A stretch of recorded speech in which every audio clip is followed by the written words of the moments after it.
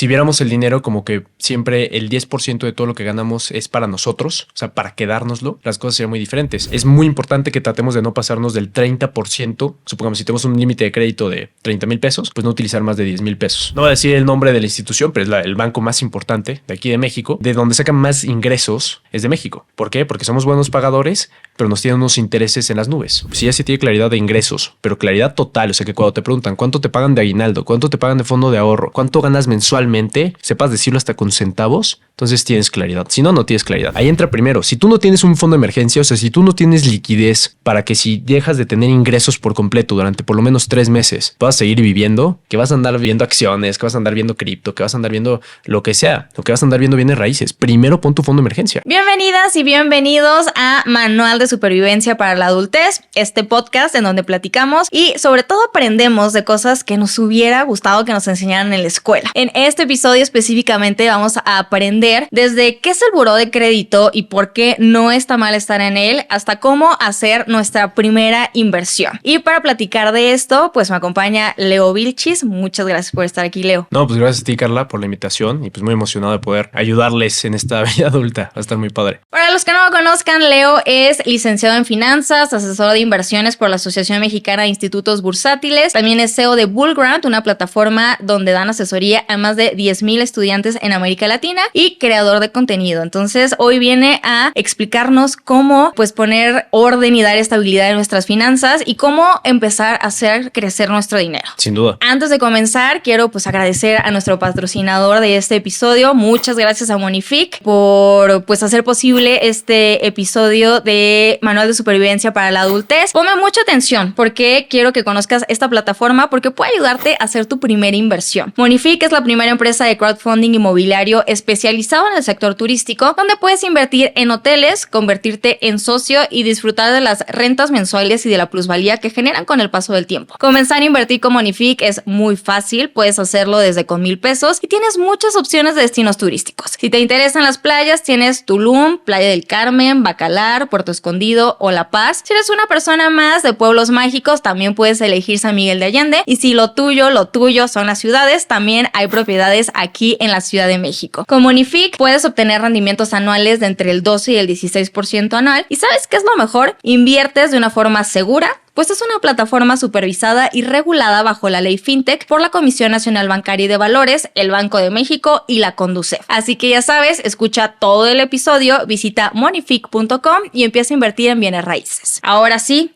Leo, a ver. Queremos aprovechar tu conocimiento y experiencia en este tema de las finanzas y creo que es muy importante el tener el control de nuestras finanzas, pero también de hacer crecer nuestro dinero. Vamos por pasos, evidentemente, aquí estamos aprendiendo a ser adultos medianamente responsables y sustentables. Entonces, ¿cuáles serían como los hábitos o las recomendaciones que dices, a ver, ya somos adultos, ya entramos en esta etapa de la vida, ¿qué hábitos tenemos que empezar a tener con nuestras finanzas? Bueno, pues está súper interesante esto que mencionas porque creo que, pues bueno, definitivamente en la escuela pues nadie te menciona temas del dinero, ¿no? Y es algo con lo que convivimos todos los días, pero que realmente muy pocas veces hablamos. Y creo que eso no solamente pasa en temas de la escuela, sino en general en América Latina. Hay una concepción muy mala con relación al dinero, ¿no? Está este estigma de que pues en la mesa no se habla de dinero o de que el dinero no crece en los árboles. O sea, como que varias frases que a fin de cuentas pasan una energía no tan positiva a tema de dinero o ya ser incómodo. Con mi cofundador de Bullground, justamente luego lo que bromeamos con amigos es, pues, ¿por qué no dices cuánto ganas? ¿No? O sea, no porque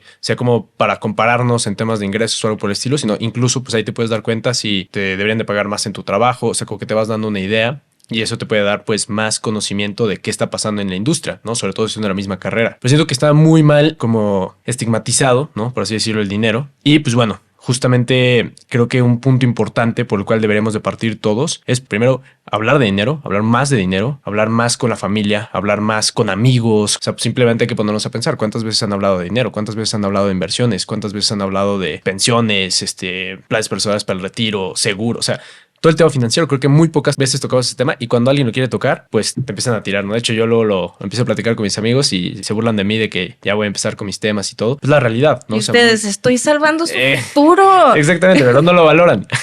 Pero bueno, aquí lo importante de eso es ese mal concepto que se tiene del dinero y de hablar sobre el dinero. Y luego la siguiente, creo que los latinos tenemos una muy mala organización con nuestras finanzas personales en cuestión de que muchas veces no sabemos ni cuánto ganamos. ¿Y a qué voy con eso? O sea, tú tienes un sueldo neto ya después de los impuestos, pero pues hay un aguinaldo, hay un fondo de ahorro, una prima vacacional, hay un bono y no sabemos realmente cuánto es lo que ganamos mes con mes. Lo que deberíamos de hacer es, ¿cuál es tu ingreso anual? Por eso en Estados Unidos pasa mucho, ¿no? O sea, te dicen, un sueldo de $100,000 el año. Claro. El año. Pero aquí es la quincena. Sí, pero ¿cuánto ganas al año? ¿Cuánto te pagan de tus bonos, de todo? Y si lo ves anualmente y luego lo divides entre 12, eso es lo que realmente estás ganando. Porque llega Navidad y vemos el aguinaldo o mayo, que son las regalías, y lo vemos como de que, ya me llegó de que el regalito. Y pues no, es parte de tu sueldo. Es parte de tu sueldo y si no lo ves de esa manera, pues por eso estás con ese estrés financiero, ¿no? Porque gastas de más cuando no deberías de hacerlo porque tienes esa falsa sensación de que tienes más dinero, pero no es así. Y justo de que llega y lo primero que, o sea, nos pica el dinero. O sea, es como de que llega el aguinaldo para los regalos, para el arbolito. Pero no para ti, ¿no? Sí. Hay un gran libro que se llama El hombre más rico de Babilonia. Y lo que dice ese libro es que si viéramos el dinero como que siempre el 10% de todo lo que ganamos es para nosotros, o sea, para quedárnoslo, las cosas serían muy diferentes. Y ahí les va una reflexión, ¿no? Para todos los que nos están escuchando o viendo. Imagínense que ustedes pueden recuperar el 10% de todo lo que han gastado en su vida. Pues es una buena lana, ¿no? Seguro a muchos lo sacaría de ciertos apuros. ¿Y por qué no empezar a aplicarlo desde ahorita? Entonces es simplemente tener ciertos hábitos y empezar con poco, pero ya empezar a formar esos hábitos de, ok, ¿cuánto es lo que realmente gano? ¿Cuál es mi presupuesto de gastos? No estoy diciendo que seamos maniáticos en cuestión de un Excel y todo, hay que meterlo al Excel y ese tipo de cosas, pero te das una idea. Se puede, no hace daño, ¿eh? No hace daño. Pero el punto es tener una idea, ¿no? O sea, claro, empezar por eso. O sea, a ver, yo puedo gastarme lo mucho, por decir algo, 10,000 pesos al mes en cierto tipo de cosas y hasta ahí. Y si ya me pasé o sentí que ya me pasé esos 10,000, pues ya no salgo o ya empiezo a ser un poco más reservado en ese tipo de cosas o de gastos para quedarme en mi presupuesto mensual. Partiendo por ahí, tener mucha claridad sobre cuántos son tus ingresos mensuales, juntando todos los anuales, y cuántos son tus gastos y qué tipo de gastos tú tienes y de qué porcentaje se van dividiendo cada uno de esos gastos, es esencial para poder tener buenas finanzas personales. O sea, en esta recomendación que nos dices del hombre más rico de Babilonia, que habla del 10%, o sea, aquí el consejo sería, haz tu presupuesto anual, divídelo entre 12 meses y después procura apartar ese 10% para ahorro personal. Exactamente. O sea, primero como un ahorro, ya después de ahí lo vas dividiendo como en diferentes sobres, que bueno, más adelante lo estaremos platicando, pero como clase 001 de finanzas personales es tener mucha claridad en nuestros ingresos, porque también pasa, por ejemplo, ¿no? Con una oferta laboral. Puede ser que a lo mejor el sueldo sea más alto, pero las prestaciones más bajas. Entonces, cuando lo anualizas, pues no es que ganes más dinero. Incluso ganas menos, pero te dejaste guiar por el sueldo quincenal o por el sueldo mensual en lugar de ver la imagen completa. Entonces es súper importante como tener muy bien todas las prestaciones que te da una empresa antes de definir a dónde te vas a ir a trabajar. O sea, cada cosa que viene en tu contrato, tenerla muy en cuenta. O sea, deberías de saberlo así como te sabes las canciones de reggaetón, así porque te las sabes de memoria, ¿no? La letra, pues lo mismo. O sea, sabe de memoria cuánto es lo que ganas al mes. Eso sería clave. Con todo, ¿no? Con tu fondo de ahorro, con tu Afore. Que Afore está súper importante, pero igual ahorita si quieres platicamos de todos esos temas. Perfecto. A ver, bueno, ya tenemos ahí 3 consejos muy puntuales. Hablar de dinero yo creo que también es muy sano. Sobre todo también como en el tema de que, bueno, la disparidad en los sueldos entre mujeres y hombres. O sea, pues ¿cuándo nos vamos a dar cuenta si no estamos diciendo cuánto ganamos, ¿no? O sea, al final personas con el mismo puesto, con las mismas obligaciones y las mismas tareas y simplemente por ser de distintos géneros, pues a uno se les paga más. Entonces hay que hablar y ahí vamos a ir descubriendo qué onda. Muy importante, Carla. O sea, creo que nos da mucha pena, ¿no? A veces. Sí. O sea, como que te da pena tu sueldo, porque dices, no, pero es que si la otra persona gana más, incluso nos da pena exigir un aumento, pero hay que también tener maneras en las cuales los exiges y todo, o sea, los pides. Pero creo que es súper importante, pues también este concepto, ¿no? De la inflación. Oye, pues que tu incremento de sueldo sea con base también en la inflación para que no pierdas poder adquisitivo o lo más cercano a eso. Creo que el hablar de dinero y hacerlo mucho más normal nos va a hacer una sociedad, número uno, que tenga más educación financiera, que tenga más claridad con respecto a este tipo de temas y obviamente, si tienes más claridad con eso, pues tomas mejores decisiones. Sí, entonces ahí están. Los primeros adult tips de este episodio, ahí están puestos. Ahora, creo que también un tema que igual y sí se platica más, pero la información que hay en torno a esto es errónea, es el crédito, ¿no? O sea, de que a veces te dicen, ¿cómo funcionan las tarjetas de crédito? O voy a pedir una tarjeta de crédito y es como de que... Te estás haciendo lo peor del mundo. Ajá, sí. O de que estás en el buró de crédito. Oh, no, a la perdición, el fin del mundo. Entonces, ¿cómo funciona el crédito? ¿Cómo es la forma correcta de usar el crédito? ¿Y por qué no es malo estar en el buró? Pues mira, para empezar, el buró es básicamente como un sistema que tienen todos los bancos para poder analizar qué tan buen pagador eres. Entonces, no es malo. O sea, todo el mundo está en el buró de crédito, ¿no? No es como que si no has pagado... Más bien nos deberíamos de preocupar si no estamos. Pues sí, si no tienes una tarjeta de crédito, pues no hay manera en la cual los bancos puedan saber si eres un buen pagador o no eres un buen pagador. Es como pues cuando ibas a clases, ¿no? Pues obviamente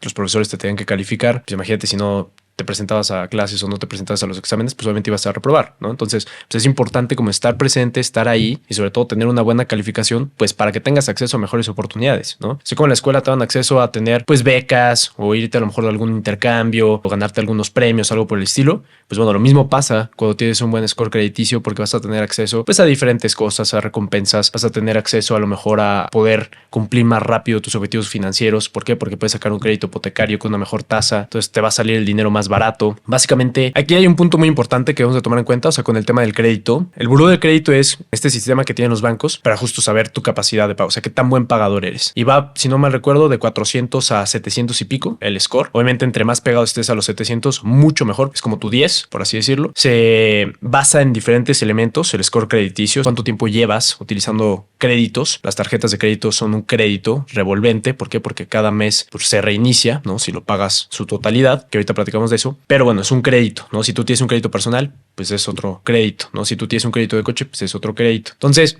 se basa en cuánto tiempo de experiencia tienes utilizando el crédito. Luego también se basa en qué tanto estás utilizando tu crédito. Por ejemplo, obviamente el tener las tarjetas topadas no es algo sano financieramente. ¿Por qué? Porque eso le representa más riesgo al banco, ¿no? Hay más probabilidades de que tú no puedas pues saldar tus deudas. Liquidar. Entonces es muy importante que tratemos de no pasarnos del 30%. Supongamos si tenemos un límite de crédito de 30,000 pesos, pues no utilizar más de 10,000 pesos. No tener tan... Y eso no tenía idea. Y eso es súper importante. ¿Por qué? Porque le estás demostrando al banco que eres alguien que está tranquilo, ¿no? O sea, que no tiene estrés financiero y que no va a terminar debiendo la tarjeta, ¿no? Que no la va a poder pagar. Entonces, el 30% de nuestro límite de crédito es lo ideal. Es lo ideal, ¿no? Y ahora, otro consejo sería no mes con mes, tal vez cada 6 meses, tratar de negociar con el banco que te aumenten el límite de crédito. Ojo, no para que tú puedas gastarte todo, que sientas que tienes más dinero, porque no es así. Irte de vacaciones y sentirte millonario. Exacto. De eso no se trata el límite de crédito, pero se trata ¿para qué? Porque si tus hábitos de gasto iban a ser eran el 30% antes de tus 10,000 pesos y ahora te lo aumentan a 50,000, pues ahora es el 20%, ¿no? Entonces, pues ya va bajando y entonces eso significa que nuevamente eres menos riesgoso para el banco. Y si ya más adelante en tu vida estás buscando pues a lo mejor un crédito más pesado, una responsabilidad más pesada, tipo una casa. Exacto, un crédito hipotecario, te van a dar una mejor tasa de interés por el buen uso de tus créditos personales, ¿no? Okay. Entonces eso es algo importante. Y repíteme, por favor, ¿cada cuánto sería prudente ir con el banco y decirle, oye? Yo creo que cada 6 meses, ¿no? Por ejemplo, si ustedes sacan un crédito personal, sobre todo, o tienen un crédito personal, yo recomiendo que cada 6 meses, o incluso también el CAT, que el CAT es el costo anual total de tu tarjeta de crédito. Básicamente, si tú no pagas a tiempo tu tarjeta de crédito, es cuando empiezas a generar intereses y lo que vas a pagar de intereses es tu CAT. Esos intereses, a fin de cuentas, cuando los empiezas a pagar, son muy elevados. O sea, de hecho, México, y ahí hay un dato interesante, pero no voy a decir el nombre de la institución, pero es el banco más importante de aquí de México. Dilo. ¿Lo digo? Dilo. O de BBVA. Ajá. De donde sacan más ingresos o bueno, más ganancias es de México. ¿Por qué? Porque somos buenos pagadores, pero nos tienen unos intereses en las nubes. Entonces, pues están sacando muchísima lana. ¿Por qué? Pues por una mala educación financiera. Porque no tenemos esa costumbre de marcarle cada 6 meses al banco, oye, bájame el interés de mi tarjeta de crédito. No, ¿cómo crees? Pues cancélame la tarjeta. No, entonces sí te la bajo. ¿Me entiendes? Entonces, ese es el punto. Aunque no vayas a pagar intereses, pero es sano estar negociando constantemente con el banco, porque entonces el banco dice, eres un buen pagador o ella es una buena pagadora. Lo que busca el banco es hacer negocio con las personas, a fin de cuentas, ¿no? O sea, busca hacer negocio la mayor cantidad del tiempo posible. ¿Sabes qué? Si te coloco un crédito hipotecario, pues ahora un crédito personal, ahora un crédito de coche. No es sano sacarlos todos si no tienes claro para qué vas a utilizar el dinero. Claro, pero lo que busca el banco es, exacto, lo que busca el banco es tener buenos clientes, ¿no? Le cuesta mucho más, o sea, veámoslo como un negocio, ¿no? Al banco le va a costar mucho más tiempo, dinero y esfuerzo ver cuáles prospectos sí se pueden convertir en buenos clientes a un cliente que ya lleva 5 años, 10 años en el mismo banco. Entonces ahí sí, lo que quiera el cliente se va a cumplir. ¿Qué quiere el cliente? Pues dinero más barato. ¿Y qué es el dinero más barato? Tasas de interés más bajas. Entonces nos tenemos que enfocar en eso. Y una práctica sana es cada 6 meses echar el fonazo a tu asesor del banco, que más que asesor es un vendedor, y decirle, oye maestro, o sea, si quieres que te siga sacando créditos y todo, bájame la tasa de interés, mejórame la tasa de interés, y si no, me voy con tu competencia, que me está ofreciendo Y en tu experiencia y con tus miles de alumnos que has tenido, ¿sí es algo que los bancos acceden? O sea, ¿sí es algo que van a decir? 100%. Es lo que te digo, o sea, va a salir más caro perder a un buen cliente que tratar de encontrar uno nuevo, ¿no? Entonces, gran tip. Ahí espero no me censuren los bancos. Esperemos que no. No lo hagan, por favor.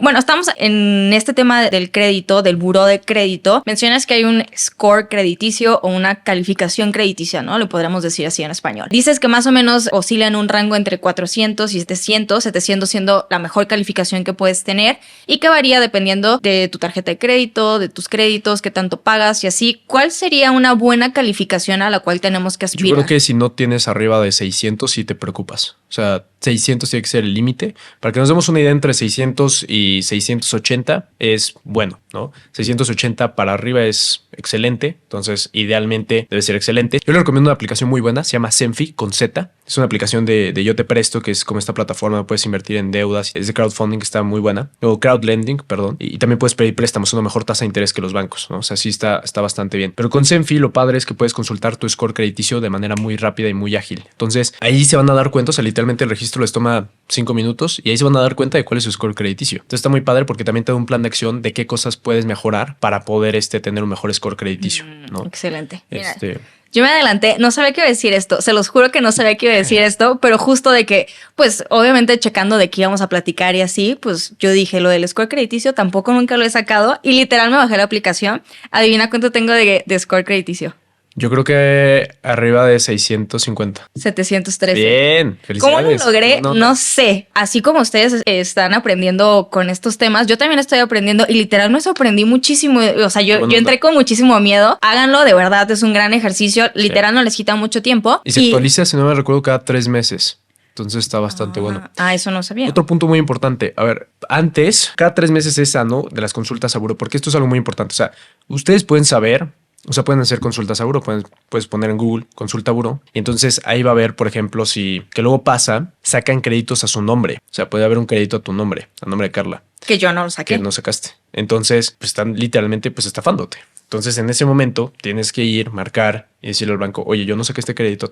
Se vuelve todo un trámite. O sea, hay pleitos legales grandes en eso entre el banco y la persona que se vio afectada de 2, 5 años que no se resuelve, ¿no? A fin de cuentas, pues se termina resolviendo a favor del cliente, ¿no? En la mayoría de las veces. Es nuevamente esa práctica yo recomiendo cada 6 meses se puede hacer esa consulta a buró de crédito, no más, no de tanto. Nos estás poniendo una agenda. Es pesado, es bastante. Ya semestral, ¿eh? O sea, cada 6 meses hablarle al banco. Cada 6 meses. Como ir al dentista, ¿no? O sea, lo ideal es ir al dentista cada 6 meses, te hacen la limpieza y como que todo bien. O un chequeo médico, ¿no? Por lo menos 2 veces al año, una vez al año, como menos. Sí. Y ver que todo está bien. Pues lo mismo, ¿no? Es como ir a tu chequeo financiero y que todo está en orden, que todo está tranquilo y sobre todo poder mejorar. Y son cosas que creo que muy poquitas personas hacemos. Exacto. Entonces, ok, ya tenemos 2 actividades que tenemos que ir procurando. Decías que la aplicación misma te hace como algunas recomendaciones de cómo mencionar tu score en caso de que tengan menos de 600 o que quieran aspirar a los 700. Igual también tú nos pudieras compartir como de que algunas buenas prácticas que podamos tener. Por ejemplo, si ustedes tienen una tarjeta de crédito y no han pagado la deuda, jamás se vayan a una quita, porque la quita es cuando ya el banco pues le da, ya no la deuda no la tiene el banco, sino que se la venda, no recuerdo cómo se llaman estas empresas, pero esta empresa pues ya básicamente es cobranza, ¿no? Entonces ya como un buró de cobranza. Exacto, ¿no? Entonces van a estarte presionando y todo, y ya es cuando van a tu casa, o sea, ese tipo de cosas ya un poco más fuertes, ¿no? Entonces jamás tengan una quita, porque eso sí mancha muy feo su score crediticio, ¿no? O sea, eso sí lo puede llevar a 400 y entonces, pues nuevamente te bloqueas, ¿no? Es como el estudiante que se acaba 5, pues no va a poder entrar a buenas universidades, no va a poder entrar, o sea, todo ese tipo de cosas, ¿no? Pues lo mismo pasa con los créditos y el sistema financiero, o sea, sí es muy riguroso con eso y tarda 5 años en que eso se pueda quitar del buró. Entonces son 5 años, ¿no? Es bastante tiempo. Lo ideal es marcarle al banco y decirle, oye, ¿sabes qué? Ahorita por mi situación financiera, por lo que estoy pasando, no tengo para poder pagarlo, pero sí lo quiero pagar. Vamos a renegociar y ver de qué manera te lo puedo ir pagando.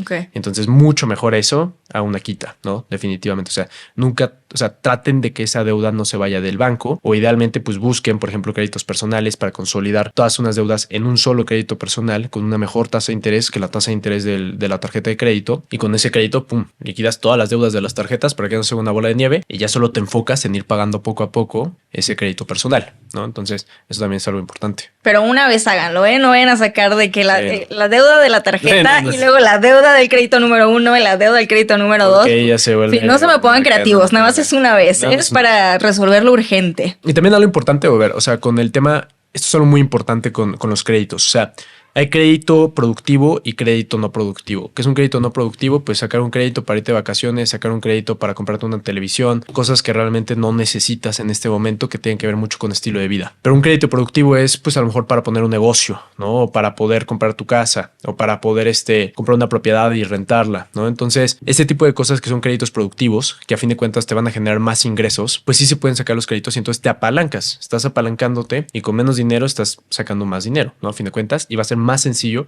poder pagar esa deuda, ¿no? O por ejemplo, sacas un crédito personal, ¿para qué? Pues justo para poder comprar todo el equipo, se arma el podcast y entonces con ese podcast vas obteniendo ingresos por patrocinadores, por monetización de vistas y todo eso y eventualmente va a ser sencillo el poder pagar el crédito y hasta te va a dar gusto poder pagar el crédito porque dices, wow, o sea, eso me dio una base para poder construir y de aquí para arriba. Pero si no es un crédito productivo, se vuelve muy cansado de pagar porque pues obviamente lo estás poniendo de tu bolsa y de tus ahorros y ahí es cuando empiezan los problemas. Sí, claro, que hay una motivación detrás del dinero que estás recibiendo, pues lo hace también como quiero terminar de pagar. Exacto, ¿no? Entonces, yo lo que diría es, sí ténganle miedo al crédito, pero el crédito que no es productivo, y no le tengan miedo al crédito, pero el crédito que sí va a ser productivo, ¿no? Incluso pagar las deudas de tus tarjetas con tu crédito personal puede ser un crédito productivo porque ya te estás olvidando de pagar 4 o 5 tarjetas que tenías topadas y eso va a ayudar a que tengas un mejor score crediticio, ¿no? Entonces, son cosas que nos tenemos que enfocar en temas del crédito que sea como una palanca, literalmente. Verlo como una palanca, ¿para qué? Para poder llegar como a un siguiente nivel en temas de nuestras finanzas personales. Me encanta. Enfóquense en lo productivo y yo creo que gran consejo. Ahora,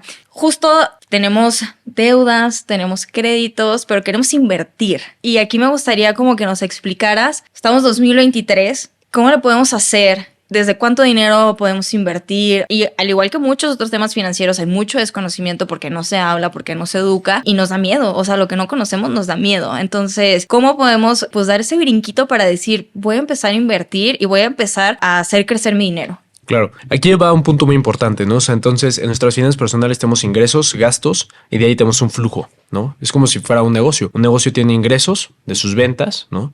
Y después tiene gastos, que puede ser parte operativa, parte de a lo mejor la renta, ese tipo de cosas, comprar más insumos y termina un flujo, una utilidad. Pues nuestras finanzas personales tienen utilidades y eso es el ahorro, lo que conocemos como ahorro. Entonces, por eso es súper importante, ¿no? O sea, ¿qué pasa si un negocio no tiene finanzas claras? Pues va a tronar. ¿Qué pasa si una persona no tiene finanzas claras? Va a tronar, definitivamente. Entonces, primer paso, pues si ya se tiene claridad de ingresos, pero claridad total, o sea que cuando te preguntan cuánto te pagan de aguinaldo, cuánto te pagan de fondo de ahorro, cuánto ganas mensualmente, sepas decirlo hasta con centavos, entonces tienes claridad. Si no, no tienes claridad. Más o menos ganas, no es más o menos, maestro. O sea, ¿cuánto realmente ganas? ¿Cuánto es lo que tú tienes? Y los gastos lo mismo, que lo tengas igual muy claro. De ahí ya tenemos el flujo. Y el flujo, dentro de Bullground, nosotros a las personas que asesoramos, les hablamos de las capas de inversión. Y vamos a ver las inversiones como estructuras, ¿no? Dime, Carla, si tú alguna vez has visto que, por ejemplo, un edificio se construya primero por la decoración de interiores. O primero pongamos el azulejo del baño, ¿no? Primero pongamos los pisos de madera o el mármol de la cocina antes de poner la obra gris, ¿no? Antes de poner los ladrillos, antes de poner las varillas, antes de poner el cemento. No, pues este es su cochinero, luego ya no sirve lo demás. Exactamente, ¿no? Entonces, pues lo mismo pasa con las inversiones, ¿no? Muchos se quieren ir primero a cripto, ¿no? Muchos se quieren ir primero a acciones y se hace un cochinero, como bien dijiste. Pues lo mismo. ¿Qué pasa si, por ejemplo, no? O sea, viene un temblor aquí en la Ciudad de México que tiembla muchísimo, ¿no? Pero no hay una estructura sólida. Pues se cae el edificio. Pues también hay temblores financieros. Ya lo vivimos con las recesiones, ya lo vivimos con las crisis, ya lo vivimos en el 2008, los que están más grandes, pues en el 94, que fue algo brutal aquí en México. También, por ejemplo, ahorita con la pandemia, ¿no? O sea, cuántas personas no se vieron afectadas porque no tienen una estructura, o sea, una buena base financiera. Entonces, ¿cómo tenemos que ver las inversiones? Por capas. ¿Cuál es la primera capa? Lo que dirían todos, el fondo de emergencia. Ahí entra primero. Si tú no tienes un fondo de emergencia, o sea, si tú no tienes liquidez para que si dejas de tener ingresos por completo durante por lo menos 3 meses puedas seguir viviendo, ¿qué vas a andar viendo acciones, que vas a andar viendo cripto, que vas a andar viendo lo que sea, o que vas a andar viendo bienes raíces. Primero pon tu fondo de emergencia. Pones ese fondo de emergencia que idealmente 3 a 12 meses. ¿De qué depende de 3 a 12 meses? 12 meses, pues por ejemplo, ya puede ser una persona, ¿no? Una familia que tenga pues sus hijos, ¿no? A lo mejor 2 hijos, estén pagando un crédito hipotecario, estén pagando colegiaturas, alimentación. Pues imagínate si no tienes un fondo de emergencia de por lo menos 12 meses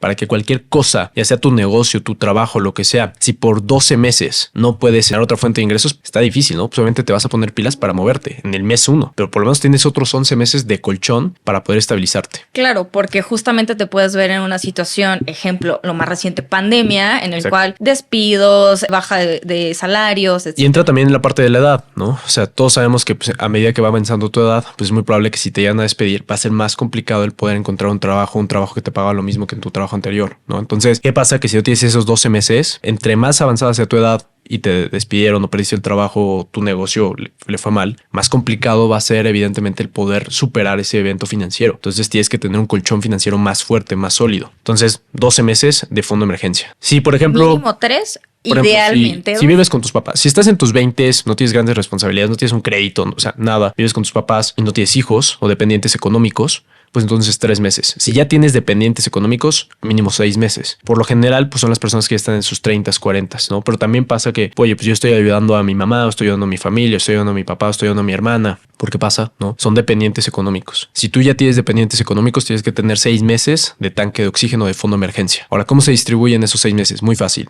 Un mes de tus gastos mensuales fijos lo tienes que tener en tu cuenta de banco, no más. ¿Por qué? Porque eso es lo que tú vas a tener de liquidez, ¿no? Ante cualquier emergencia, pongamos algún choque, supongamos alguna multa, algo que haya pasado, ¿no? Como un gasto inesperado, tú tienes la liquidez para salir a tu banco y tener efectivo y pagarlo o hacer una transferencia y ya quedó. Después, todo lo demás se tiene que invertir en algo que se conoce como renta fija.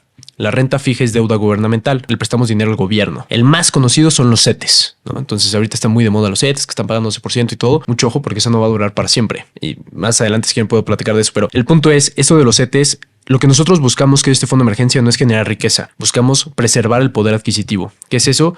Por lo menos estar a la par de la inflación, ¿no? Entonces que no pierda valor tu dinero. Para eso se puede invertir, por ejemplo, en UDIbonos, en Bondía, en CETES. Yo recomiendo que la mitad del fondo de emergencia se tenga liquidez diaria. Entonces, en CETES directo en la plataforma pueden invertir en Bondía y literalmente cuando lo transfieren, de hecho, de manera automática se invierte en Bondía, ¿no? Entonces, ahí lo tienes liquidez diaria siempre y cuando saques el dinero antes de la 1 de la tarde. Se hace la transferencia en 5 minutos a tu cuenta de banco, ¿no? Okay. Entonces ya no tienes ningún problema. Y la otra parte de tu fondo de emergencia, meterlo tal vez a una duración un poco de más largo plazo, tal vez bonos de 6 meses o de 12 meses, ¿no? Como CETES a 12 meses, para que puedas generar un poquito más de rendimiento y ya no es dinero que sí o sí necesites en este momento, ¿no? O sea, tienes y tu que mes, tampoco está en tu cuenta de banco que no genera nada. Rendimientos. ¿No? Exactamente. Entonces, también les recomiendo eso. O sea, no tengan mucho dinero en su cuenta de banco por varios factores, ¿no? Obviamente vivimos en México, entonces imagínense si los llevan a sacar dinero del cajero, ¿no? O sea, igual toquemos madera que eso jamás pasa, pero si pasa, pues bueno, que nada más te vean con un mes, ¿no? De tu fondo de emergencia y no te vean con todo tu patrimonio. Claro. Entonces, esa es una, ¿no? Otra, que eso jamás debería pasar. Si tienen mucho dinero en su cuenta, no tengan más del dinero que les cubre el IPAB. El IPAB es el Instituto para la Protección al Ahorro Bancario, ¿no? Y desde el 94 se creó por la crisis y te va a cubrir con hasta 400,000 UDIs, que es equivalente a 3 millones de pesos, casi 3 millones de pesos. Entonces, 3,100,000 pesos en tu cuenta de banco y quiebra el banco, pues esos 100,000 pesos ya los perdiste. Entonces, si vas a tener más de 3 millones de pesos en una cuenta de banco, abre 2 cuentas de banco, ¿no? Que para empezar, no deberías de tener 3 millones en tu cuenta, a menos de que tus gastos mensuales, el gasto de un mes sea de 3 millones, pues pudiera ser. Pero si no, no tiene ningún sentido que ahí tengas tanto dinero en tu cuenta de banco. Tiene que estar invertido, tiene que estar trabajando, ¿no? Y aparte, si ya llegaste a tener 3 millones de pesos, pues sí. Pues vamos a trabajar. Claro, sí. Exactamente. Entonces, si vas a tener más de 3 millones de pesos una cuenta, tenlas en 2. O sea, abre una cuenta acá en un banco y luego en otro banco. Porque, a ver, o sea, si quiebra uno, pues te cubre el IPAB y el otro no quiebra. Si quiebran los dos, ya es muy complicado. O sea, ya México estaría en una completa crisis financiera, ¿no? O sea, en una gran depresión. Muy difícil que un banco aquí en México quiebre, pero aún así, si llega a quebrar, es muy difícil que 2 quiebren y por lo menos así, pues ya estarías blindado, ¿no? Entonces, eso es la primera parte. Después, esa es la capa número 1, el fondo de emergencia. Hago un breve resumen para que no se nos vaya la onda, porque aquí, mira, yo estoy tomando notas de todo. Entonces, la primera capa, fondo de emergencia, de 3 a 12 meses, dependiendo las circunstancias personales, vamos viendo cuánto. Un mes, sí o sí, en la cuenta de banco, porque es ahí de fácil acceso. Sí, el resto exacto. se va a renta fija o deuda gubernamental. Hablamos de Bondía, de CETES, que ya pueden ir a plazos de 6, 12, un Sí, periodo. 28 días, 90 días, si no mal recuerdo. Sí, 28 días, 90 días, 6 meses y un año. Y 2 años. Perfecto. Entonces ya, fondo de emergencia, primera capa. Si no lo tienen resuelto, pónganse a trabajar en eso. Sin duda. Y en esa misma capa agregaría también seguros, ¿no? Sobre todo seguros de gastos médicos mayores. Si por tu trabajo, si eres emprendedor o emprendedora, no tienes un seguro de gastos médicos mayores, lo tienes que tener sí o sí. ¿Por qué? Porque imagínate que por un accidente te tienen que hacer una cirugía de 9 millones de pesos. Hasta nos ponemos fríos, ¿no? Sí. Entonces, ahí quiebras. O sea, ahí te vas a la bancarrota. Literalmente vas a tener que sacar un crédito personal de muchísimo dinero y como es de emergencia, no te da tiempo de hacer una buena planeación financiera y vas a pagar mucho interés porque obviamente el banco pues ve que hay más riesgo, te va a cobrar más. Entonces, te va a hacer el costo del dinero más caro. Entonces, eso es esencial. Tener un seguro de gastos médicos mayores y ya si tienen familia, un seguro de vida, ¿no? Definitivamente. Esos dos entrarían en la primera capa incluso. Si todavía no tienes un seguro de gastos médicos mayores o si tu trabajo no tiene un seguro de gastos médicos mayores, pues entonces tienes que buscar uno. Y bueno, evidentemente, dependiendo de la edad, dependiendo de varias cosas, salud, sobre todo, es la prima que vas a pagar. Entonces traten de buscar el que tenga una menor prima y tenga una mayor cobertura. Y en buenos restaurantes, perdón. En buenos hospitales. Traes hambre. Traigo hambre. Pero sí, eso definitivamente. Eso entra en la capa 1. Si no tienen eso, no tiene sentido que estemos invirtiendo porque primero tenemos que tener lo que pueda pasar, cualquier emergencia que pueda pasar en el corto plazo que nos pueda poner en quiebra, resuelta. Okay. Si ya está resuelto eso, entonces ya podemos construir. Capa número 2. Capa número 2, pues cuando tú seas viejito, ¿no? Entonces, cuando seas viejito, ¿qué va a pasar? Pues que tienes que pensar en que no tienes que trabajar, ¿no? O sea, imagínate estar a los 65, 70 años todavía trabajando, pues no es lo ideal. Y es una realidad que si no nos ponemos a trabajar hoy, así, en este preciso momento, o sea, va a ser... Nadie va a ver por ti. Claro, e incluso hay estudios que a mí me vuela la cabeza como de que leer esto, que muchos millennials, que pues ya estamos así como entre los 30, 40 años más o menos ahorita, pues obviamente el mundo en el que nos tocó vivir es distinto al de generaciones como nuestros papás, nuestros abuelos y tal, y pues también el acceder a un patrimonio es mucho más difícil en términos financieros, hablando pues sí de los salarios a los que tuvimos acceso, de todo este tema, y muchos de los millennials o de esta generación aspira a que lo cuiden sus hijos. Es como de que, ay, ya yo no me voy a ocupar de mí cuando sea viejito, ahí mis hijos verán por mí. Híjole, qué preocupante porque no son responsabilidades que hay que estar... Sí, los hijos no se traen al mundo para que te cuiden de viejito, ¿no? Definitivamente. Y pues tampoco no sabemos qué va a pasar después. O sea, al final sí es algo que nos tenemos que ocupar urgentemente de qué vamos a hacer con nuestro retiro, ya sea que seamos asalariados y tengamos el Afore y empezamos a hacer más aportaciones o tengamos un PPR, me parece que se llama. O a ver qué tenemos que hacer el retiro de tu día. Hay varias cosas, ¿no? O sea, para darnos una idea, toda América Latina, el 50% de la población no va a tener acceso a un sistema de pensiones, ¿no? Estamos hablando de más de 400 millones de personas. ¿Y eso por qué? Porque la pirámide poblacional cambió por completo, ¿no? O sea, a ver cuántos hijos están teniendo ahorita todos, ¿no? En general, nuestros papás tenían hijos a los 20. Ahorita, pues hay muchas personas que siguen viviendo con sus papás a sus 20. Entonces, pues no es algo viable. A sus 30. 20, sí. Entonces, pues a fin de cuentas, estamos hablando que cambió por completo la manera en la cual se vive, ¿no? Y eso no significa que esté bien o esté mal, porque también siento que hay mucho estigma de, no, pero es que mis papás compraron una casa, ¿no? A sus 25. O sea, sí, pero es un mundo diferente. Y esto es algo muy importante que mencionabas. Sí es más difícil a lo mejor el poder comprar propiedades, pero hay otros instrumentos financieros a los cuales antes nuestros padres no tenían acceso, de los cuales ahora nosotros podemos invertir desde muy poco dinero y así empezar a generar riqueza. Pero entonces, en esta capa 2, regresando al punto, de hecho hay un análisis muy bueno de Bloomberg, que es uno de los medios financieros más importantes a nivel mundial. Te pone un mapa de cuáles son los peores sistemas de pensiones del mundo y América Latina tiene de los peores sistemas de pensiones del mundo. Va de A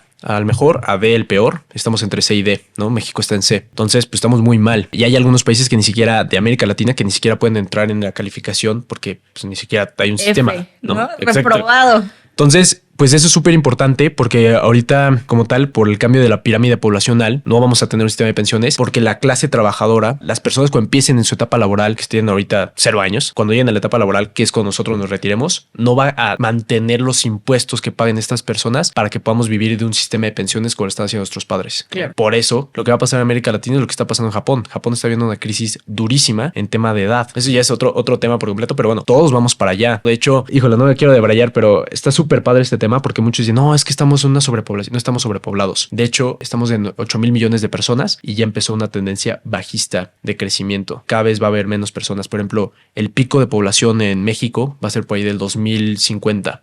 A partir del 2050 va a caer la población, va a empezar a haber menos personas. Ok, y aparte también cuando hablamos como de fechas, o sea, 2050, a lo mejor para algunas personas suena...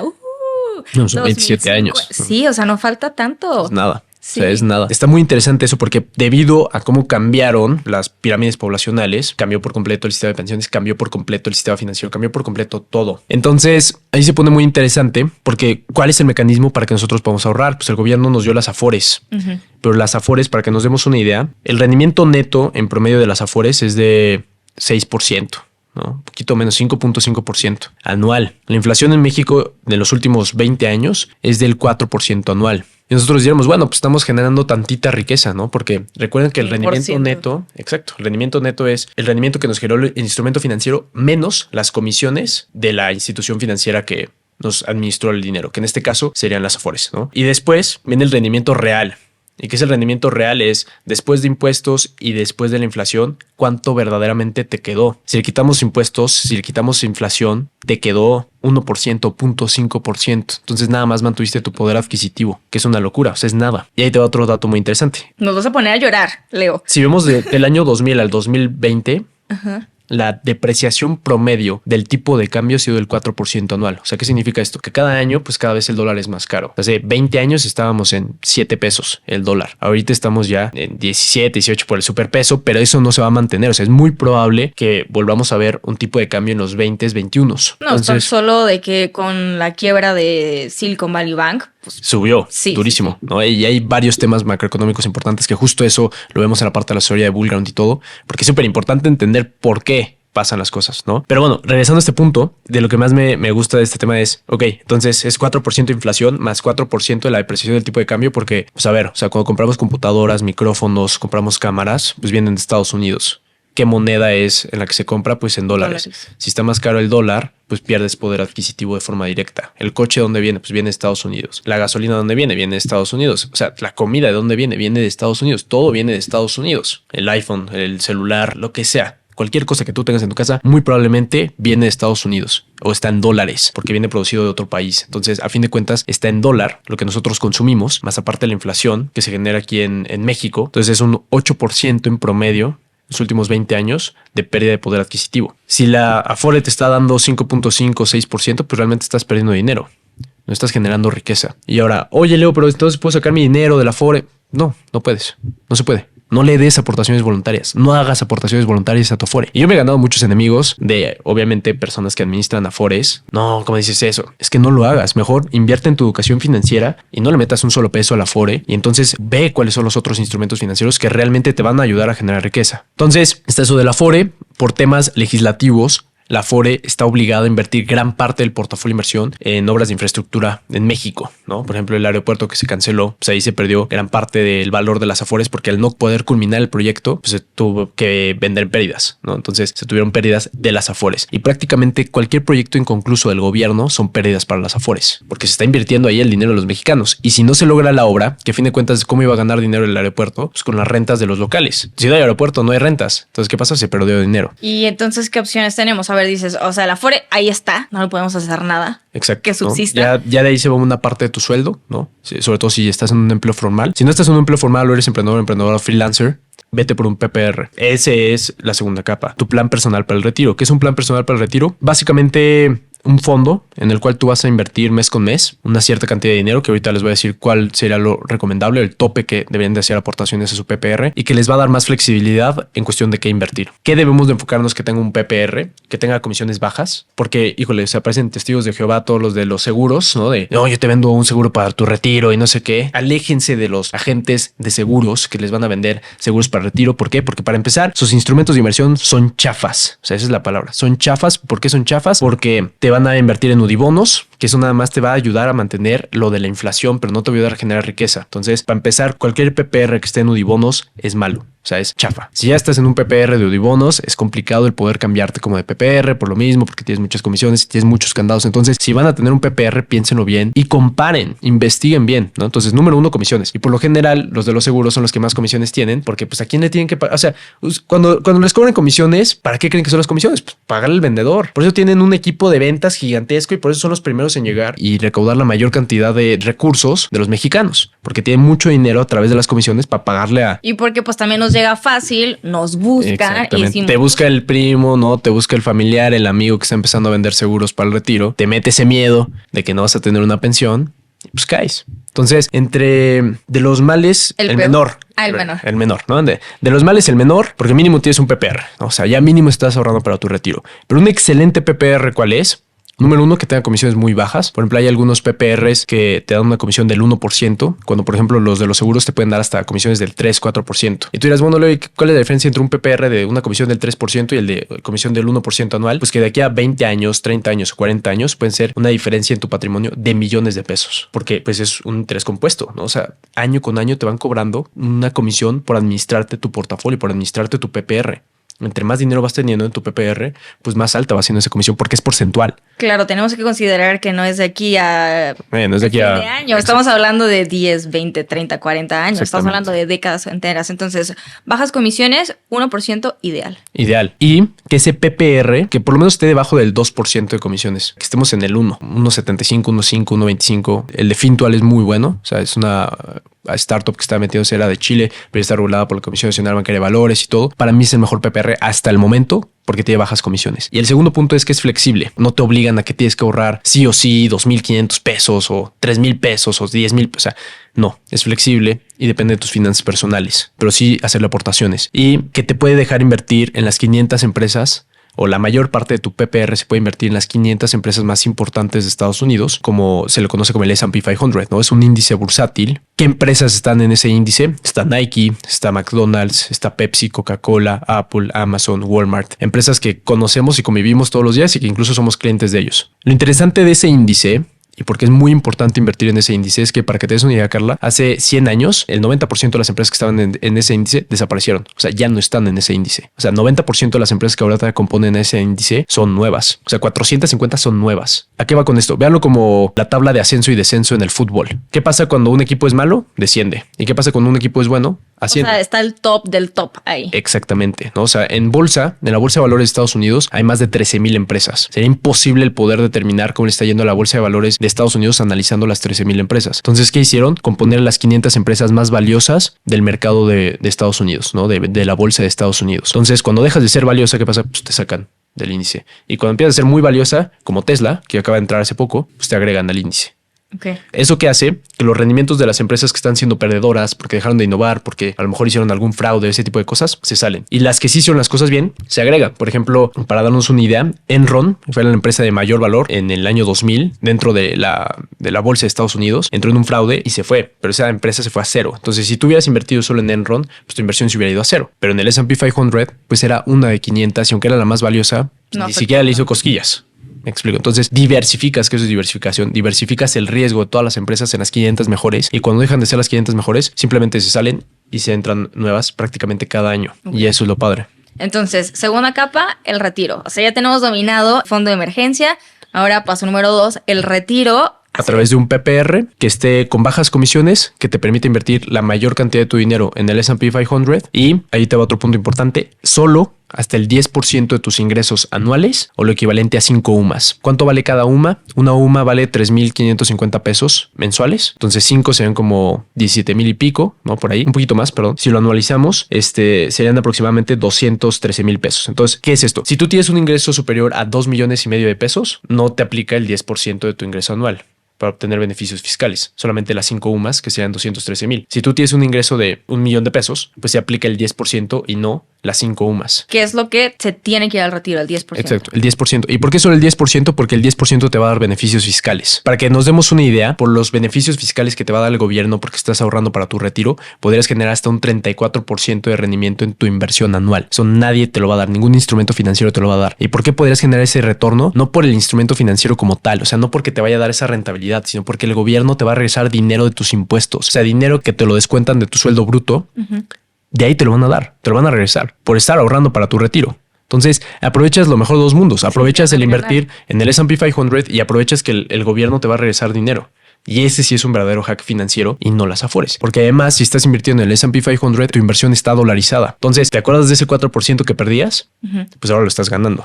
Okay. Porque tu inversión está en dólares. Si cada año en promedio se deprecia un 4% el tipo de cambio, pues entonces tú estás ganando eso. También otra cosa, jamás inviertan en PPRs que solamente estén en dólares. Los dólares o los euros o en general cualquier moneda o divisa no se debe ocupar como un mecanismo de inversión. Debe ser de cobertura para cubrirte a lo mejor de algún riesgo financiero o algo por el estilo, pero jamás como inversión porque no es una inversión productiva. Una inversión que es invertirle en algo que sí tiene un poco de riesgo o genera riesgo, pero que te va a dar rentabilidad como empresas, ¿no? Inviertes en acciones de empresas, te conviertes en dueño de acciones de las empresas y obviamente el valor de la empresa conforme vaya haciendo bien las cosas va a ir subiendo a lo largo del tiempo. ¿Por qué? Porque genera más ingresos, tiene más ganancias y eso es lo que le da valor a la empresa, como Tesla. O sea, Tesla antes le iba muy mal porque iba arrancando, poco a poco fue evolucionando, fueron innovando y ahora ya se están convirtiendo en una empresa más valiosa de coches a lo largo de 10 años. Entonces el crecimiento fue exponencial porque asumiste un riesgo al invertir tu capital en un negocio. Entonces es un punto importante y esa es la segunda capa. Ok, perfecto. Entonces, retiro, ya pongamos manos a la obra si no lo tenemos. Ya escuchamos el PPR, las características que debe de tener. Ahora, vámonos a la tercera.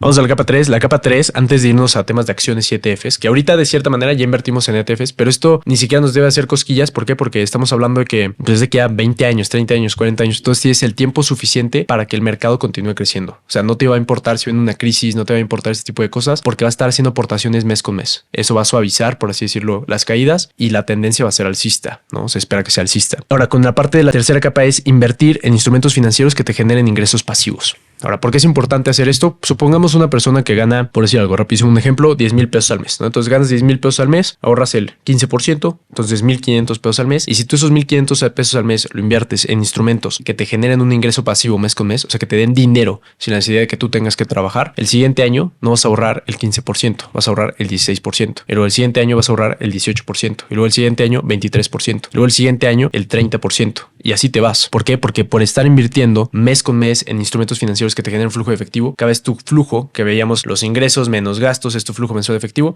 pues ahora tienes ingresos por tu trabajo, ingresos pasivos menos gastos, ahora tienes más flujo. Y eso te va a permitir poner a trabajar más tu dinero. Y a eso es a lo que se le conoce como interés compuesto, ¿no? Muchas veces dicen, oye, ¿cómo le hago para invertir en interés compuesto? Invertir en interés compuesto no se puede, porque no es un instrumento financiero. El interés compuesto, exacto, de invertir bien tu dinero. Entonces, ¿qué son los ingresos pasivos? Pues lo pueden dar las rentas que tenemos de las propiedades, ¿no? Pero como bien dijiste, pues es poco accesible el poder tener una propiedad. Entonces, hay otras maneras a las cuales sí podemos generar ingresos pasivos. Hay una que son los dividendos que te pagan acciones de empresas, que ese no me gusta tanto porque te paga muy poco. Pero los instrumentos financieros que en lo personal a mí me gustan bastante son las fibras. Entonces, ¿qué son las fibras? Las fibras son fideicomisos de bienes raíces. ¿Qué son fideicomisos de bienes raíces? Básicamente, veámoslo como una acción que tú vas y lo compras en tu casa de bolsa. Tiene un precio, supongamos 10 pesos, 12 pesos. Y al momento de tú comprarlo, supongamos una fibra, por ejemplo, Fibra Monterrey, cuesta 12 pesos con 30 centavos. Tú compras eso y ya eres dueño o propietario de más de 100 propiedades. ¿Con 12 pesos? Con 12 pesos. Con 12 pesos con 30 centavos. ¿Y qué tipo de propiedades? Pues hay diferentes tipos de fibras. Hay fibras que están más enfocadas a centros comerciales. Por ejemplo, sé que muchos que sean de Ciudad de México conocen Torre Mítica, ¿no? La que acaban de abrir. Esta se fue creada por una fibra 1. Entonces, si tú compras títulos de fibra 1 que cuesta, si no me recuerdo, 25 pesos por ahí, literalmente vas a obtener ingresos de las rentas que le pagan los locales comerciales a fibra 1. Ok. ¿Y cómo podemos invertir en fibras? Sí.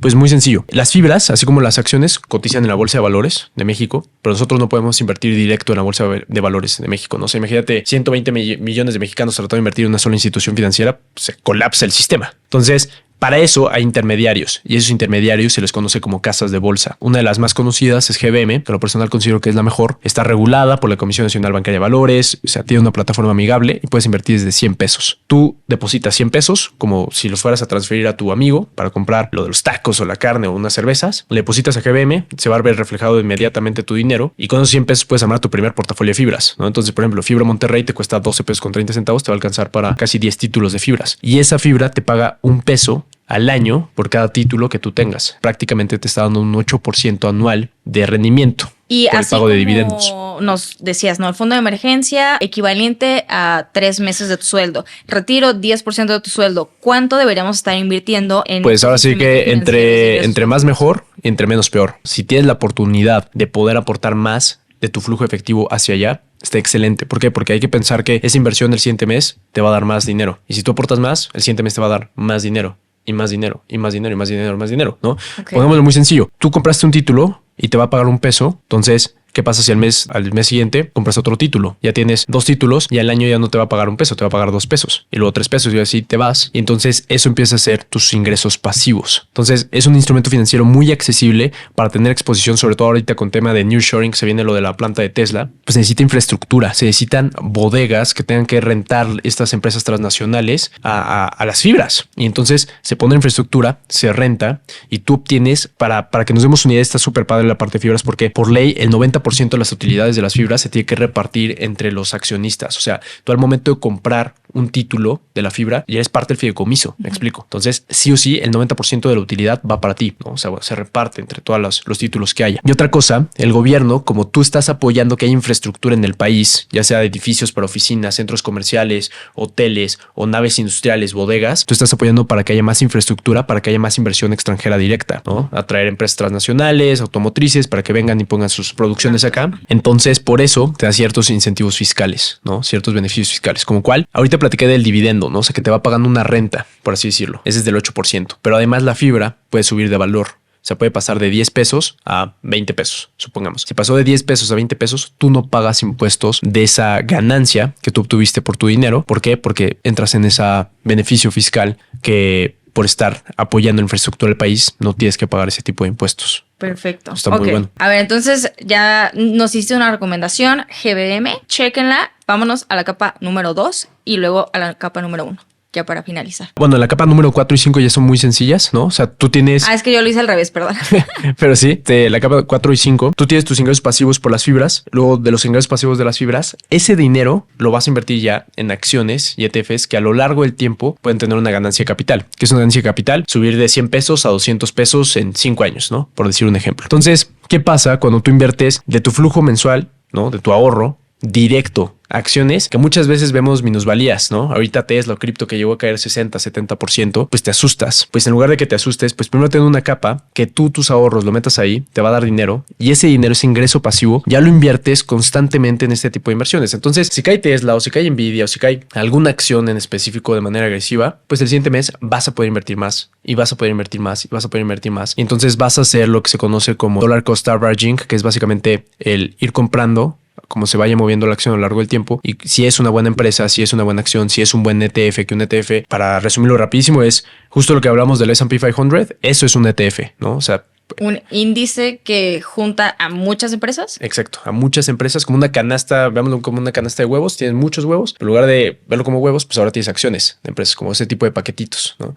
Entonces, o huevos, los huevos también están caros. También están caros, puede ser una buena inversión, hubiera sido una gran inversión. Entonces, pues así tienes las acciones, ¿no? Y estos ETFs también se pueden dividir por industrias. Hay ETFs de biotecnología, de ciberseguridad, de inteligencia artificial, ahorita que está sonando mucho, energías renovables, ETFs del sector financiero. Entonces, depende de cuál es la industria que a lo mejor te interese más, puedes comprar esos ETFs y tener exposición al crecimiento de la industria en general. Puedes tener ETFs, por ejemplo, de empresas de la India. Si la India va a ser, dicen que va a ganarle a China en cuestión de ser la segunda potencia mundial, pues ese crecimiento que tengan las empresas de la India te va a beneficiar. Te va a beneficiar. Pero entonces, en lugar de poner primero en exposición o en riesgo tus ahorros, primero lo pones en fibras, que las fibras es muy difícil que algo les pueda pasar. Y si algo les pasa, venden todas las propiedades que tienen y te liquidan. Y entonces es como literalmente vendieras tu propiedad. ¿Me explico? Entonces tienes como ese salvavidas. Y esos ingresos pasivos los inviertes en este tipo de instrumentos financieros y a lo largo del tiempo pues vas generando una ganancia. Entonces tienes ganancia por los dividendos de las fibras, tienes ganancia por lo que vaya creciendo, pues ahora aquí las acciones y ETFs. Y ya por último, en la última capa, vienen las inversiones alternativas. ¿Qué son inversiones alternativas? Pues invertir en cripto, invertir en startups, ¿no? Que son empresas que pueden crecer muchísimo en poco tiempo. Por ejemplo, Uber, Airbnb, Spotify eran startups que iniciaron hace muy poco tiempo y ahorita pues ya incluso cotizan en bolsa. Entonces imagínate el retorno de inversión para las personas que invirtieron en una etapa muy temprana en Uber. Coleccionables como obras de arte, bolsa, relojes, estampas, tarjetas de béisbol, coches, ¿no? Entonces, las inversiones alternativas son la última capa. ¿Por qué? Porque son las que necesitan más tiempo para madurar. Y si tú sacas tu dinero en ese momento, cuando de las inversiones alternativas por una emergencia financiera, muy probablemente van a estar mal posicionadas. O sea, no puedes tener tanta liquidez fácilmente como si en tu fondo de emergencia. Es algo que va a estar ahí para cuando sea el momento indicado. Y esperas que sea como un big shot, ¿no? O sea, sacarla del parque, hacer un home run, pero con poco de tu capital, porque entonces no estás asumiendo tanto riesgo, si estás expuesto a un riesgo positivo, ¿no? O sea, de que si le va muy bien, pues te fue increíble. Y si le va muy mal, no te quita el sueño, no te va a dejar. Tienes sin otras 4 capas que Tienes te otras 4 capas, exactamente, ¿no? Entonces velo de esta manera. Tu fondo de emergencia para las emergencias, literal. El plan personal para el retiro para el retiro. Es tu red de seguridad para que cuando seas viejito no te pase nada. Los ingresos pasivos para incrementar tu flujo mensual de efectivo y entonces más adelante sí puedas vivir de tus inversiones. Si tú vas poco a poco con esta estrategia, por ejemplo, empiezas con el 15%, en 10 años, más del 50% de tus ingresos totales va a provenir de ingresos pasivos. Entonces está muy bien, porque si te quitan tu otra fuente de ingresos, estás estable. Y después inversiones en ganancia de capital, ¿para qué? Para generar más riqueza, ¿no? Incrementar tu patrimonio. Ya por último, las inversiones alternativas. Para que ya digas que eres un magnate. Exactamente. Sí, literalmente, ¿no? Pues sí, ya no cualquiera invierte en coches, en obras de arte. O sea, ya estamos muy interesante hablando porque de niveles. Hay plataformas que ya lo empiezan a fraccionar. O sea, puedes invertir creo que desde $100. Hay algunas en Sí, obras pero de tenemos arte. otras 4 cosas. Primero lo primero. Primero, Primero lo primero. Ya para finalizar, pues nos da como miedo el tema de las inversiones, pues porque justamente pues nadie nos ha explicado cómo funcionan, a quién acercarnos. Aquí tú ya nos soltaste de que varios nombres que espero que hayan anotado y que se vayan a buscar, ¿no? El tema de las fibras con GBM, también nos diste de que un PPR, o sea, de que los CETES, Bondía, o sea, ya. Nombres y guías ya tenemos por dónde empezar a buscar. Obviamente, pues también les recomendamos que ustedes investiguen, comparen, ¿no? Y que tomen la mejor decisión para su bolsillo, para su cartera, para sus finanzas. Pero también en el mercado existen muchísimas estafas, ¿no? Yo creo que es algo como que nos frena en seco y que decimos de que, ay no, mejor así mi dinero ahí de que en la cuenta de banco que yo lo estoy viendo y que estoy aquí con mi celular y lo puedo checar. O sea, ¿cómo podemos evitar caer en estas estafas que pues abundan? Mira, número 1, hay yo creo que unas 5 red flags, ¿no? Importantes con el tema de estafas. Número 1, que no estén regulados. No digo que haya fondos de inversión que no están regulados y que sean buenos, pero ya es una red flag, ¿no? Y por lo general un fondo de inversión que no esté regulado y tú le pasas tu dinero es porque conoces a la persona que está creando ese fondo de inversión. ¿Me explico? Si no lo conoces, ¿para qué te metes? La verdad, no tiene sentido. No y si te metes, exacto, y si te metes es porque ya tienes mucha lana y es parte de tus inversiones alternativas, ¿me explico? Pero si no es parte de tus inversiones alternativas y todo tu patrimonio, ya desde ahí estás mal, ¿no? Tache. Segundo punto importante, te están prometiendo un rendimiento, o sea, un rendimiento mensual fijo. Oye, yo te prometo 2%, 5%. Hay que tomar una base. ¿Y cuál es la base o cuál es el benchmark que tenemos que comparar? La tasa libre de riesgo. ¿Cuál es la tasa libre de riesgo? Los CETES. ¿Cuánto te están pagando los CETES? Y si te están pagando más que los CETES, no hay forma de que pueda ser fijo. Los CETES son 11. Ahorita está depende del tiempo, pero pone tú entre 11 y 12. Ok, ¿no? si nos llegan y nos dicen 15, 18, tache. Fijo, tache. ¿Por qué? Porque ninguna inversión por arriba de la tasa libre de riesgo, por eso se llama tasa libre de riesgo, no va a tener riesgo. Todas tienen un riesgo. A lo mejor al inicio no se presenta, pero ya después se empieza a presentar, ¿no? Lo vimos con el caso de Cifra. Al principio le estaban pagando su dinero a las personas y después, ¿qué pasó? Ya no les daban dinero y les congelaron los retiros y después el brother se escapó, ¿no? Se fue a Dubái y volvió a hacer otra estafa y todas esas cosas. Entonces, si te están prometiendo un rendimiento, sobre todo alto, ya es otra red flag. Entonces, si ya tiene 2 red flags, ya desde ahí ni siquiera lo escucharías. No está regulado y me estás prometiendo rendimientos. Corre. Exacto. Pues entonces no tiene sentido. Otro, pues que refieras amigos, ¿no? No, pues mete unos amigos y no sé qué y entonces te vamos a dar más bonos. No, pues ¿cómo me vas a dar bonos? O sea, si yo te estoy dando mi lana es para no trabajar, ¿no? ¿Para qué quiero trabajar? ¿Para qué te quiero meter gente? ¿No? O sea, es como un tema piramidal. Exactamente, ¿no? Ahí ya sería más un tema piramidal, ¿no? Un esquema Ponzi. Pues ahí ya tenemos 3 red flags. No regulados, rendimientos fijos y que metas gente. Un cuarto red flag, por lo general, pues este tipo de estafas se van a inversiones alternativas. Por eso lo puse en la última capa. Las inversiones alternativas no son malas, pueden darte un buen retorno, pero por lo general, pues son las que no están, por lo tanto, reguladas y siempre te van a decir que como están innovando y haciendo cosas, no están siendo reguladas. El riesgo es muy alto, ¿no? Por ejemplo, puede ser en cripto, ¿no? Pues es que tenemos una estrategia en cripto que te promete 5% de rendimiento mensual. Entonces, esa es otra, ¿no? O sea, por lo general se van a inversiones alternativas. Yo lo pondré en esas 4, ¿no? O sea, la más importante sí o sí es que te prometan un rendimiento garantizado. O sea, nadie te lo puede prometer, sobre todo si es muy alto, ¿no? O sea, era lo que me comentabas de ese video. No me acuerdo cuánto había dicho esta chava, ¿no? Pero creo que era 5% mensual. Si tú invertías lo que ella decía, no me acuerdo ahorita realmente del monto, pero si tú invertías eso mes con mes, lo que te decía, y tuvieras esas ganancias, si no me recuerdo, creo que en 2 años podías comprar Facebook, ¿no? Facebook vale más de $200 mil millones en bolsa. O sea, tendrías $200 mil millones. Si esa gente tuviera esa fórmula... Se refiere a un video de una chica que pues estaba en redes sociales, no sé en cuál. Exacto. Y que justo decía de que si inviertes, y me parece que esta era la cantidad real, $200 en X tiempo ya vas a tener tanto, ¿no? Y justamente tú haces el cálculo de que, bueno, y si seguimos así más tiempo, ¿qué pasa? Exacto. ¿No? Y algo muy interesante es, también pónganse a pensar, o sea, si esta gente fuera tan buena sacando sus rendimientos, pues ¿por qué no sacan un crédito y eso lo meten? Y si, a ver, analicemos esto, ¿no? 5% mensual es 60% al año. Si tú sacas un crédito de 20% de tasa de interés, tienes una diferencia de 40%. ¿Estás de acuerdo? Entonces, ¿qué significa? Que le estás sacando 40% arriba al crédito. Entonces, pues ya no necesitas andarle pidiendo inversión a la gente. ¿Me explico? Y es mucho mejor. Pues sacas dinero del banco, lo pones a tu sistema que según te va a dar 5% mensual y ya está. O sea, si les llega una oferta de inversión, exacto, si se topan con una, pues literal, o sea, de que su calculadora, sus deditos, y ahí le van haciendo, ¿no? Algo muy importante con eso, Carla, que es súper esencial y eso entra dentro de la educación financiera o como hábitos financieros positivos, saber en cuánto está la tasa de referencia, la famosísima TIE, que es tasa de interés interbancaria de equilibrio. ¿Qué es eso? El costo del dinero. O sea, literalmente es lo que le presta Banxico, que es el Banco Central de México, a los bancos. Entonces, si no mal recuerdo ahorita, anda arriba en 11. Está en 11%. Entonces, pues imagínate, ¿no? O sea, si la tasa de referencia está en 11 y alguien te está prometiendo el 60, pues ¿por qué no saca un crédito? ¿Por qué no saca un crédito? Lo invierte y ya está. Le paga los 11% al banco y se queda con el otro 49%. No tiene sentido. ¿Estamos de acuerdo? ¿Y en dónde pueden checar la tasa de referencia? Busquen en Google Banxico, tasa de interés. La primera, ahí les va a aparecer, dan clic y ahí les va a aparecer la tasa de referencia, ¿no? Entonces, estar atentos de cómo se está moviendo la tasa de referencia es súper importante porque eso es lo que controla la economía a nivel mundial. Bueno, no a nivel mundial, pero en México. Y la tasa de referencia de Estados Unidos es la que controla la economía a nivel mundial. Y mucho de lo que se dictamina aquí en Banxico va en relación de lo que diga Estados Unidos. Si Estados Unidos sube la tasa de interés, ahí va Banxico, ¿no? Sí. Si Estados Unidos baja la tasa de interés, ahí va Banxico, ¿no? Entonces, sigan eso de la tasa de referencia porque es el costo del dinero, ¿no? O sea, el dinero tiene un costo. Es como cuánto cuesta pues hacer una mesa, pues, lo de los materiales. Pues el dinero no te cuesta lo del papel, te cuesta la tasa de interés. ¿Cuánto te va a costar literalmente sacar un préstamo? ¿Cuánto te va a costar tener dinero en tu cuenta de banco por pedirle prestado a los bancos? ¿No? Entre mejor score crediticio tengas, más barato te va a salir el dinero porque le representas menos riesgo al banco. Entonces veámoslo así.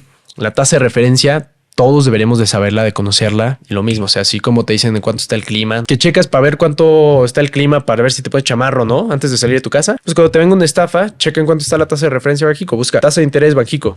Haz clic, checas 11. Este brother me está prometiendo 37, 40, 50 estafa. Garantizado. Estafota. Estafísima. Estafota, sí. Perfecto. Pues muchísimas gracias, Leo. Creo que pues sí nos llevamos una buena tarea el día de hoy. Ahí acuérdense, cada 6 meses de estarle marcando al banco, estar también checando su score crediticio y pues nada, ponernos a trabajar en estas 5 capas de inversión que si logramos llegar a la quinta, o sea, exitazo rotundo, ¿ok? Exacto. Vamos una por una. No hay prisa, aquí es onda de aprender, de irlo implementando en nuestra vida y pues como decía Leo, ¿no? O sea, empezar a hablar de dinero, que no nos dé miedo y empezar a preguntar, ¿no? O sea, no tiene nada malo porque pues no saber cuánto gana la otra persona o por qué no preguntar inversiones. Exacto. Familiaricémonos con todos estos temas porque al final pues nos puede traer como muchos beneficios y si no lo hacemos nosotros, nadie lo va a hacer por ti. Entonces, ¿un consejo final con el que te quieras despedir, Leo? Sí, rapidísimo. O sea, algo que de hecho estamos trabajando en Bullground que les puede ayudar bastante. Hicimos una app que es como un Duolingo financiero. Ahí te voy a pasar la liga, Carla, para que pues, la puedas poner y todo. Es totalmente gratis la aplicación. O sea, son preguntas, o sea, un mini quiz, si lo quieres ver así como preguntados. No sé si alguna vez lo jugaste. Sí. Y soy que fan. Aprendías, ¿no? O sea, no sé, aprendías cuando se cayó el Imperio Romano, lo mismo. Pues lo mismo. O sea, todos estos conceptos van a estar dentro de esa app. Es completamente gratis y la creamos con el propósito de que más gente sepa de este tipo de temas y si le dedicas 5 minutos al día vas a aprender más y si eso lo haces constantemente te va a ir bastante bien. Está muy padre porque además vas ganando bull coins por cada pregunta correcta que tú ganes o obtengas y esos bull coins con nuestros aliados estratégicos vamos a buscar qué puede hacer para que te ganes un concierto, ¿no? O sea, los bull coins los cambies por las entradas de un concierto o un viaje o unos tenis o una cena o ir al cine gratis, ¿no? Nunca haber sido ñoño sonó tan bien. Exactamente, pues está increíble, ¿no? Y sobre todo que vas a poder evitar errores. Que eso sí te va a costar dinero. Acá nada más te va a costar dedicarle tantito tiempo que si le dedicas a TikTok, a Instagram, que no le dediques 20 minutos al día para que estés ahí nada más aprendiendo sobre temas súper importantes. Creo que, o sea, vale totalmente la pena, ¿no? Y hay algo que también hicimos es que te limitamos a 6 quizzes y ya no puedes usar más la app, ¿no? Entonces hasta el día siguiente la puedes volver a usar. Para que te quedes con ganas y regreses. Para que te quedes con ganas y para que también valoramos tu tiempo, ¿no? Como dirán, el tiempo es dinero, entonces pues lo mismo. O sea, sabemos que pues, ya aprendiste lo de hoy, mañana nos vemos y es otro día y listo. Va a estar muy padre y estoy seguro que les va a ayudar bastante a mejorar su conocimiento financiero. Perfecto, pues ahí está, busquen la aplicación. Se va a llamar Smart Money. Smart Money. Ok, e igual en la descripción, si nos están viendo en YouTube, aquí en la descripción del video va a estar. Si nos están viendo en otra red social, pues vayan a YouTube a buscar el link o pueden buscarlo directamente en su tienda de aplicaciones, Smart Money. ¿Y cómo encontramos las redes sociales de Bullground? @bullgroundmx y mis redes personales @leovipa. Igual nos pueden mandar un mensaje si quieren una asesoría financiera de 30 minutos y con mucho gusto lo podemos hacer. Es gratis la primera sesión. Pero algo padre también y que ya sería mi consejo final es, a ver, o sea, cuando queremos bajar de peso, subir de peso, vas con un especialista, es el nutriólogo, ¿no? Cuando quieres mejorar tu dentadura, pues vas con el dentista. Cuando quieres diseñar una buena casa, pues vas con el arquitecto, ¿no? Pues cuando quieres diseñar tu plan financiero, una buena planeación financiera, vas con el asesor financiero. Creo que también el normalizar eso, el asesorarnos en temas de dinero, porque muchas veces lo queremos hacer solos, porque es que me da miedo decir mis números y todo. Si vas con un asesor financiero que está certificado y que verdaderamente es profesional, se te va a quitar todo ese pesadez que tienes en los hombros porque vas a tener claridad, ¿no? Y si este podcast te dio claridad, definitivamente ve con nosotros. Agenda 30 minutos gratis, platicamos y vemos en qué te podemos ayudar, que estoy seguro que te vamos a poder ayudar en bastantes cosas. Ese sería mi consejo. Perfecto, pues ahí está su Adult Tips de este programa. No lo echen en saco roto. Y pues nada, si les gustó el programa, denle like, compártanlo, suscríbanse, busquen las redes sociales de nuestros invitados, apoyémonos entre todos para poder generar más contenido. Muchísimas gracias por acompañarnos en este episodio y yo los espero en el siguiente. Muchas gracias, Leo. No, gracias a ti.